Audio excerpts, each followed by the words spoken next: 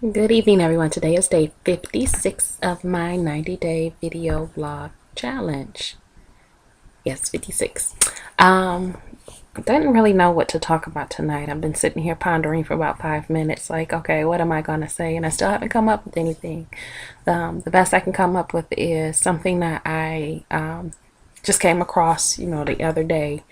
I heard about it before in the past, but it just popped up again day before yesterday, and it's been something that's been on my mind.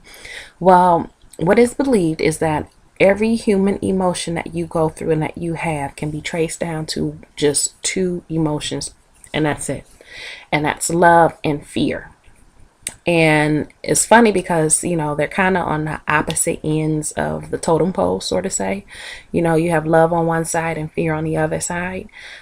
Fear drives us in the negative manner, whereas love drives us in more positive. But it's so funny that people find more comfort on the fear side than they do on the love side. But everybody thrives and, looks for that love. Now, you may think, okay, well, how can every emotion that we have trickle down to just one of these two? And if you think about it, that's what really drives us. When a man and a woman get into an argument, it's really, it boils down to, the fear that, somebody's going to leave you. Like if you actually express yourself on how you feel about to somebody, like let's say a guy to a woman or a woman to a guy, when you tell them that you love them, it's always that fear that they won't say it back. And it kind of triggers us to do other things. Just like when you're in grade school and a little boy kept picking at your pigtails and, or pulling at your hair all the time, even though it was annoying as all get out to you, it was really him showing how he loves you. Or that girl that always wanted to pick the fight with you when you were little, well, that was her way of telling that she liked you, and it kind of goes along with what I said the other day when I was talking about caring. Caring is loving. And it's just on a minimal form.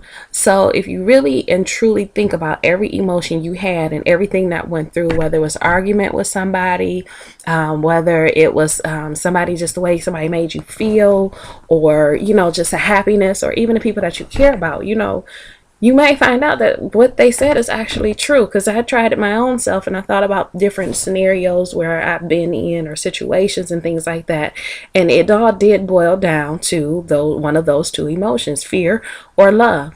And, I keep stating it, I'm a love girl. I'd rather be on the love end of it instead of the fear side, because I'm more positive and you feel better when you're positive. And it's so much easier to deal with things if you just accept how you feel about it and just be okay with it. I use the example of my ex. I broke up with him, and yes, I did love him, but I just accepted the fact that I did. And it was so much easier to deal with than what I was doing in the past. Because, they say if what you're doing doesn't, or let me change that.